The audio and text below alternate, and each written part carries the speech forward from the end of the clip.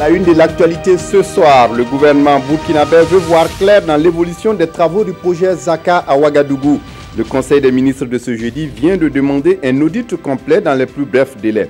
Le projet traîne depuis plus d'une décennie. Et puis la coalition ZEF 2015 estime que le pouvoir de Rochmar Christian Kaboré est en train d'échouer. Pour Zéphirin Diabré et ses camarades, le régime en place n'est pas en mesure de trouver des solutions aux problèmes des Burkinabés. Vous les entendrez dans ce journal. Le gouvernement burkinabé veut voir clair dans le projet Zaka, la zone d'activité administrative commerciale de Ouagadougou. Le projet traîne depuis au moins une décennie et le gouvernement qui autorise également les travaux de réfection de l'axe Banfora-Côte d'Ivoire. Konsoum Koulibaly et Zalissa Sanfo reviennent ici sur les décisions prises ce matin en Conseil des ministres. La zone d'activité administrative et commerciale Zaka. 6 ans. Après le lancement officiel des travaux de construction, elle ne présente toujours pas le visage tant attendu. Et le gouvernement veut des réponses. À ce Conseil des ministres, un audit est demandé sur ce que sont devenues ces 303 parcelles. Il y a un certain nombre de parcelles qui sont déjà mises en œuvre et le retard de la mise en œuvre pénalise justement ces personnes-là parce que le cas devient parfois un cas de pâturage, un cas d'insécurité. Et donc il nous faut faire le point au niveau du Conseil exactement de la situation, du niveau de créance, des possibilités qui sont mises en œuvre, mais également voir dans quelle mesure nous pouvons nous donner des délais relativement brefs pour que ce projet-là puisse prendre corps et être effectif pour le bien-être des Ouagalais et des Burkinabés de façon générale. Adieu la grippe aviaire. Elle est désormais loin des frontières du Burkina Faso. Mais le gouvernement recommande la plus grande prudence. Il ressort donc que notre pays n'a pas de cas de grippe aviaire. La celle qui s'est déclarée en 2015 est aujourd'hui entièrement contrôlée. Aucun cas n'est signalé sur le territoire. Cependant, le ministre a attiré l'attention sur la nécessité d'une surveillance active permanente, mais également sur une sensibilisation des risques qui sont liés notamment à l'importation illicite de produits qui peuvent contaminer donc le cheptel en ce qui concerne notamment les animaux susceptibles de contracter cette grippe aviaire-là. La route Banfora, frontière de la Côte d'Ivoire, longue de 73 km, va connaître des aménagements. Le Conseil vient d'adopter les résultats de l'appel d'offres sur son entretien. Pour aller plus loin dans certaines décisions du Conseil des ministres de ce jeudi, le ministre en charge des ressources animales et halieutiques est notre invité. Monsieur Somango Koutou, bonsoir. Bonsoir Fousseni. Merci de venir répondre à nos questions. La grippe aviaire, désormais boutée hors du Burkina, qu'est-ce qui fonde ce constat? Il faut dire qu'effectivement, depuis 2015, nous avons assisté à la réapparition de cette maladie très contagieuse. Et nous avons pris des mesures, des activités, une série d'activités qui aujourd'hui nous permettent de dire que nous n'avons pas de cas de grippe aviaire au Burkina Faso. Cela ne veut pas dire que, comme on le dit, la maladie est loin, puisque la maladie sévit encore dans les pays voisins, dans certains pays voisins qui l'ont déclaré il n'y a pas longtemps. Ce n'est pas un secret. Le Niger vient de le déclarer, le Ghana l'avait déclaré, la Côte d'Ivoire est encore en gestion de sa crise, donc il faut encore de la vigilance. Elle n'est pas aussi loin comme on le dit. Mais sinon, nous avons fait la surveillance active. Nous avons reçu des alertes, beaucoup d'alertes, qui se sont avérées négatives. Négatives, disons. Donc, nous pouvons dire qu'aujourd'hui, en tout cas, nous pouvons consommer nos poulets tranquillement, mais avec toute la vigilance. Oui, si la grippe aviaire n'est plus une source d'inquiétude, c'est maintenant l'entrée sur le territoire burkinabé de poulets de qualité impropre à la consommation. Le dernier cas en date, c'est la semaine dernière, cette saisie à la gare de l'Est de Ouagadougou. Qu'est-ce qui peut expliquer cela? Justement, il faut reconnaître qu'effectivement, depuis un certain temps, nous assistons à ce phénomène qui n'est pas aussi nouveau. C'est à l'image de presque tous les produits prohibés qui rentrent à travers nos frontières. Et nous avons effectivement saisi des poulets Et justement, quand je parle que la grippe aviaire n'est pas loin, c'est parce que c'est des poulets qui viennent d'origine inconnue. Nous ne savons pas d'où ça vient. Ce qui est sûr, ça traverse des pays voisins pour entrer dans notre pays. Et donc, nous ne savons pas quelle explication donner. C'est peut-être la recherche. Est-ce qu'il y a un système de contrôle aux frontières du Burkina pour empêcher l'entrée de ces poulets avariés? Oui, nous avons le même système de contrôle à travers les services des douanes, à travers les forces de défense et de sécurité, notamment la gendarmerie qui se trouve aux frontières. Donc nous nous appuyons, en tout cas au niveau du ministère des Ressources animales, nous nous appuyons sur ces services-là pour le contrôle. Et bien sûr que nous avons nos éléments qui sont là-bas pour qu'effectivement nous puissions voir si ces produits qui rentrent sont de qualité propre. Et malheureusement, dès qu'on s'approche, ils fuient. Vous avez constaté, nous l'avons dit, on n'a jamais pu mettre la main sur ces éléments. Ça veut dire que ce qu'ils transportent, effectivement, n'est pas propre à la consommation. Et d'où viennent ces poulets? On ne sait pas. C'est ça le problème. Et quand on regarde les cartons, les emballages, il n'y a aucune indication précise de l'origine, ni même de la qualité. Nous n'avons pas de date de production, nous n'avons pas de date de péremption. Et même que moi j'ai essayé de fouiller sur les sites que nous avons vus, mais je n'ai perçu rien, ce sont des négociants. Et donc ce n'est même pas des producteurs de poulets. Et nous les recevons, nous ne savons pas l'origine du tout.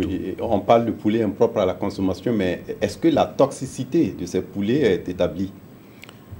Oui, je pense que nous, notre problème, c'est le fait même de ne pas savoir d'où ça vient, et ce que c'est. Nous voyons seulement que c'est des poulets, mais donc même quand on va de visite ou même au toucher, nous sentons que c'est des aliments qui sont vraiment très dangereux, puisque ça dégage d'avoir une odeur qui est un peu cachée, parce qu'il y a tout un produit qui recouvre ces poulets, ces produits, à travers les imperméables.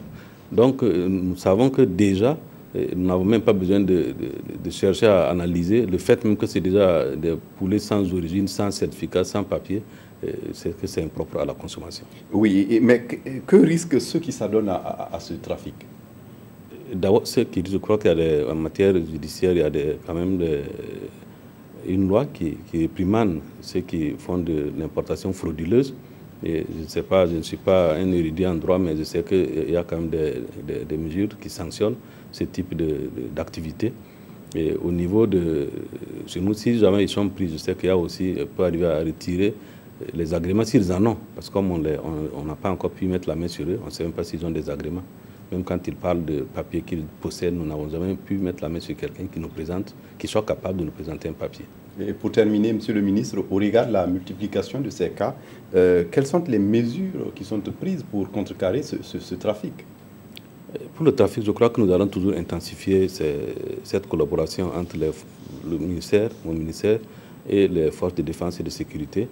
Et puis effectivement, intensifier notre appel à la population, les consommateurs.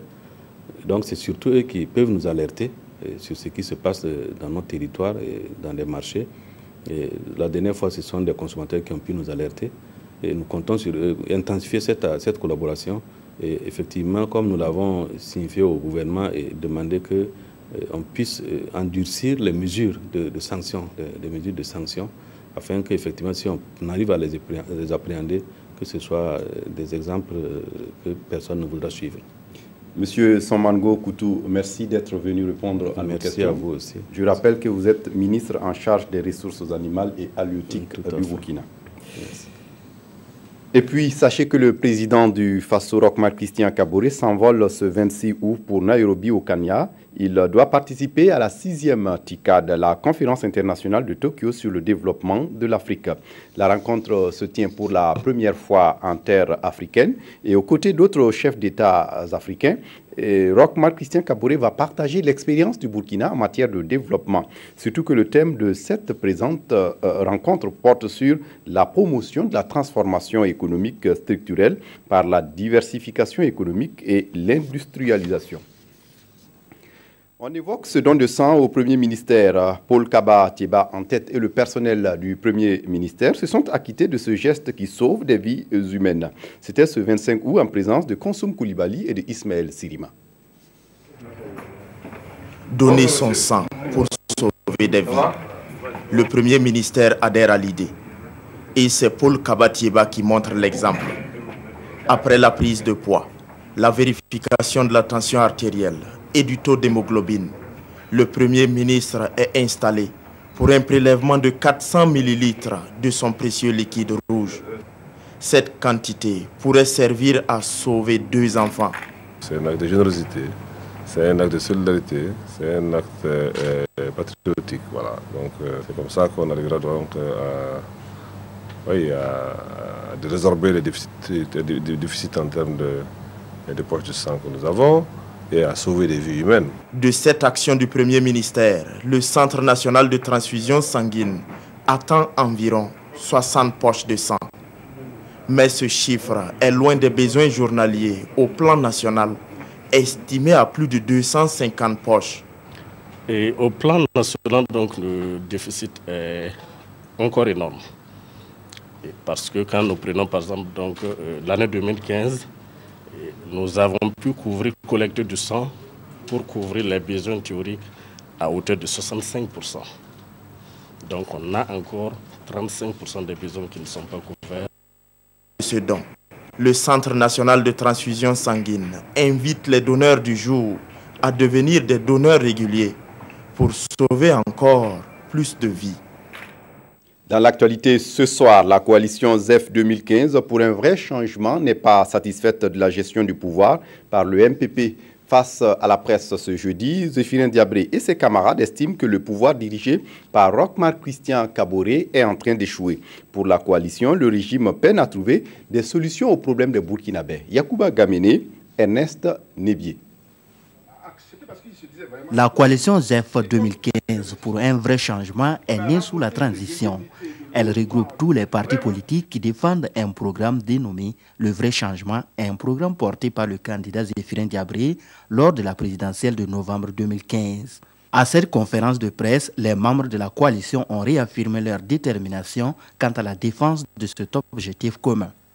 L'analyse qui a guidé notre démarche en son temps, c'est que par l'insurrection populaire des 30 et 31 octobre 2014, qui a mis fin au règne du régime de Blaise Compaoré, les Burkinabés ne voulaient pas d'un simple changement d'équipe, mais plutôt d'un vrai changement, d'une manière toute nouvelle et toute fraîche de faire la politique et de répondre donc à leurs attentes et aspirations.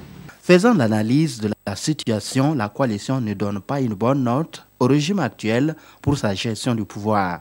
En décidant de rester dans l'opposition, la coalition ZEF 2015 pour un vrai changement signifiait par là même son intention de continuer à se battre pour un vrai changement, seule réponse crédible aux aspirations et attentes exprimées à travers l'insurrection populaire.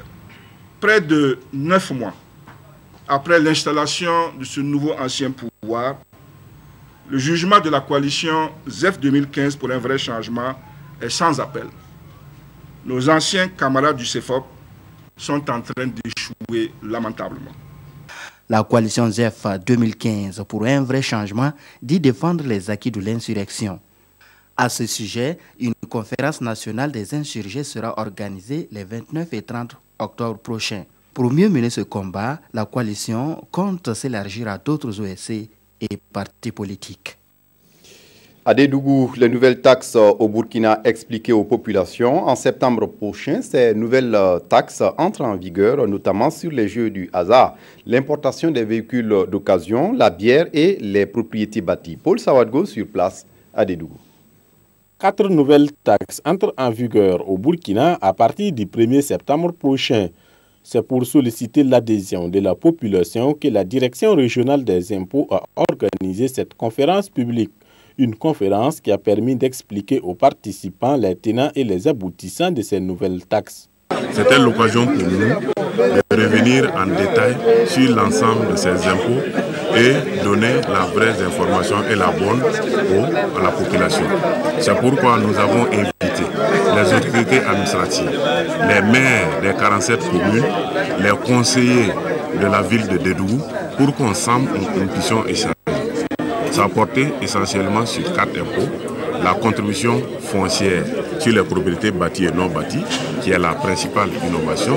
Il y a la taxe sur les boissons, il y a la retenue à la source sur les gains des jeux du hasard, des jeux de PMD. Et enfin, il y a la taxe sur l'importation des véhicules dont la capacité, dont la puissance est supérieure ou égale à 13 chevaux. Cette conférence publique est la bienvenue car elle permet de lever les suspicions et les inquiétudes selon les participants. Des participants qui saluent l'initiative de la Direction régionale des impôts. On a apprécié la façon de nous présenter. Bon, on souhaite que si ça se continue comme ça, nous aussi on peut aller sensibiliser nos partenaires, nos travailleurs, nos collaborateurs pour que ce soit compris, au même manière que nous aussi on a compris. Le peu que nous avons pu saisir, nous allons transmettre le message à nos opérateurs économiques qui sont dans nos localités, parce que c'est un plus pour un développement.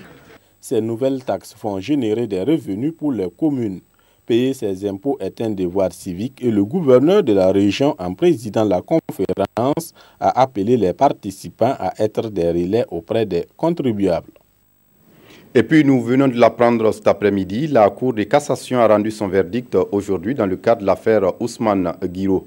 La décision de la Cour d'appel rendue le 20 juin 2015 a été annulée par le juge de cassation pour non-conformité à la loi. Le dossier est donc renvoyé pour être jugé à nouveau par la Cour d'appel.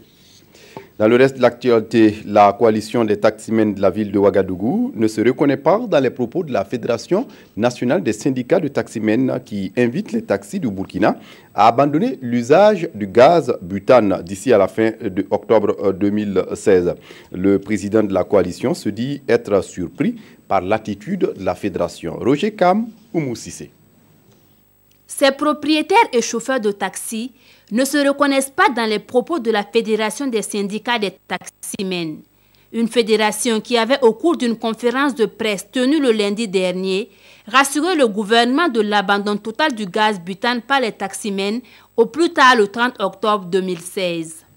Réunis au sein de la coalition des taximens de la ville de Ouagadougou, ces propriétaires et chauffeurs de taxi disent être dans l'attente d'une réponse à leurs doléances adressées au gouvernement avant toute prise de décision. Personne n'a dit qu'il est contre les décisions du gouvernement.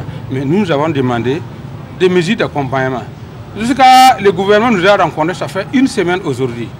Je vous précise, c'est le ministre d'État, Simon, et le ministre des Transports, Soulama, et le directeur de cabinet même du président de Faso, commandant de la gendarmerie, directeur de la police, ensuite directeur des ETTM et d'autres personnes qui nous ont rencontrés et on a échangé par rapport à un écrit que nous on a envoyé au président de Faso pour demander quand même, pour voir par rapport à la question des gaz là, qu'est-ce que l'État peut toujours nous accompagner pour qu'on puisse abandonner. Comme doléance, ces taximens demandent au gouvernement un accompagnement de 500 000 francs CFA pour réadapter leur moteur à l'essence.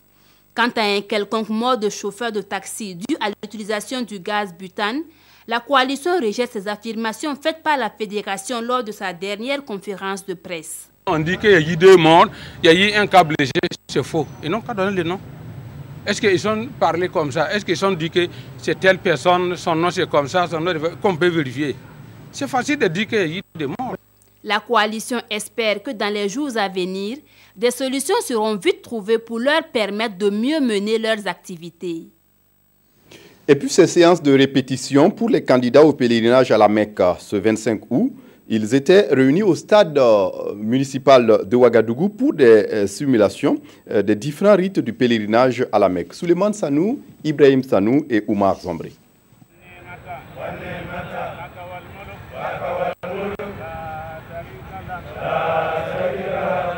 Ils ne sont pas encore à la Mecque, mais ces fidèles musulmans, candidats au Hajj 2016, s'imprègnent des réalités des différents rites qu'ils auront à accomplir une fois sur la terre sainte de l'islam.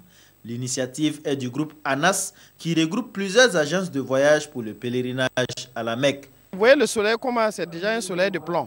C'est-à-dire c'est la réalité là comme ça à la Mecque. Et la circumambulation, les 7 fois là, il n'y a pas de je suis fatigué. Il y a des étapes même où il faut aller à petit trot. Donc tout ça, c'est pour que les gens sachent qu'il y a un effort physique qui est demandé là-bas.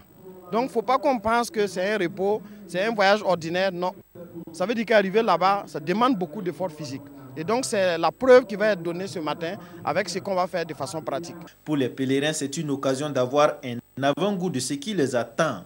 Ils auront à accomplir des rites dans plusieurs endroits dont Safa, Arafat et Mina. Je voulais en tout cas encourager les initiateurs et les formateurs et dire vraiment merci pour ces initiatives-là. Je suis satisfait, mais selon ce que j'ai compris dans d'autres pays comme la Côte d'Ivoire, les gens partent 2 semaines avant et ça leur permet de faire la formation pratique sur les lieux. Et maintenant, pour leurs pèlerins, ça devient plus facile encore. Près de 5500 pèlerins accompliront le 5e pilier de l'islam. Le premier vol est attendu pour ce 31 août. En attendant, les candidats devront rester à l'écoute de leurs agences. Tassere Tassambedo est candidat au Hajj 2016. Il prendra son vol le 28 août prochain pour les lieux saints de l'islam. Depuis son inscription au Hajj, son quotidien a changé. Entre lecture du Coran et répétition, le futur El Hajj se dit prêt pour l'accomplissement du 5e pilier de l'islam. Mounira Keri et Nongba Kouda sont allés le rencontrer. Regardez. Cet homme est fier d'accomplir le 5e pilier de l'islam. À quelques jours du départ pour l'Arabie Saoudite, les préparatifs de Tassere Tassambedo vont bon train. Des entraînements, le futur El Hajj en a suivi plusieurs. Aujourd'hui, il se dit serein et prêt pour l'accomplissement du pèlerinage à la Mecque. Les préparatifs sont presque finis puisque financièrement ça c'est déjà ok. Côté papier et consort ça aussi c'est fini. Familialement aussi ils sont tous informés. Côté formation aussi déjà on a à peine des idées ce qu'il faut aller faire. Lecture du Coran et mémorisation de quelques versets font désormais partie du quotidien de ce candidat au Hajj. Il a aussi appris à porter la tenue spéciale réservée aux pèlerins et à se comporter sur le site. Nous, on arrive à Djidda. De Djidda, on va à Médine. Et à Médine, ils disent qu'arriver là-bas, d'abord, il faut rentrer dans la mosquée du prophète sallallahu alayhi wa sallam et prier, saluer le prophète et ses 2 compagnons qui sont là-bas, faire des nafilas, des prières surrogatoires. Après, vous allez visiter les tombeaux des Sahaba qui sont morts à cause de l'islam. Il y a aussi des mosquées qu'ils appellent mosquées Qiblatain. Et vous visitez là-bas Médine. Après Médine, vous partez pour la Mecque. Pas question de parler de changement de comportement à son retour de la Mecque. Son nouveau statut de El Hajj lui impose d'être le plus droit possible. À ce sujet, Tassere Tassambedo ne semble pas inquiet. La Mecque ne change rien, puisque quand tu étais là, étant musulman, ce n'est pas la Mecque qui va te changer.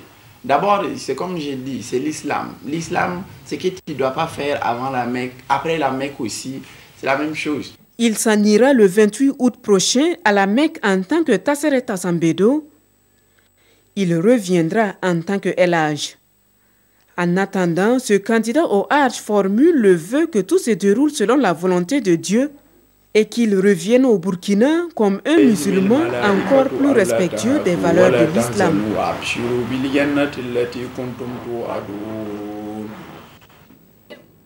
Et puis on referme ce journal avec la revue de presse des quotidiens de ce jeudi, revue de presse signée Abdourahmane Zongo. Chaude frayeur hier 24 août près de la cité du Paysan Noir où un train marchandise vide a déraillé et terminé sa course dans un ravin affiche notre temps. Et le journal Le Quotidien de préciser l'accident ferroviaire s'est produit à Sinéna, situé à un jet de pierre de Banfoura. Pas de blessés et de pertes en vie humaine, si ce n'est la locomotive et ses 4 wagons endommagés. La cause est due à l'effondrement d'un pont provoqué par une forte pluie de la veille. L'eau de cette pluie n'ayant pas trouvé un passage approprié, commande de son côté le quotidien d'État Sidoya, était monté au-dessus des rails, soit environ 3 mètres de hauteur. Conséquence, ajoute le quotidien bobolaire L'Express du Faso, les rails seuls n'ont pas pu supporter le poids de la locomotive. Le bilan aurait été lourd s'il s'agissait d'un train passager, remarque les éditions Le Pays, avant de pousser un second ouf de soulagement. Les wagons-citernes transportant du carburant étaient vides et pas de risque d'incendie éventuel. Notre confrère du journal Le Pays revient également sur ce qu'il qualifie d'incivisme en circulation routière lorsqu'un pandore gifle un policier. Et l'obs de détailler. Ce policier était en service au feu du carrefour de l'hôpital Yalgado Ouedraogo. Le gendarme en infraction refuse de remettre sa monture et gifle l'agent qui l'a interpellé. C'est tout pour ce journal. Merci de votre attention. Très bonne suite du programme sur la RTB. Au revoir.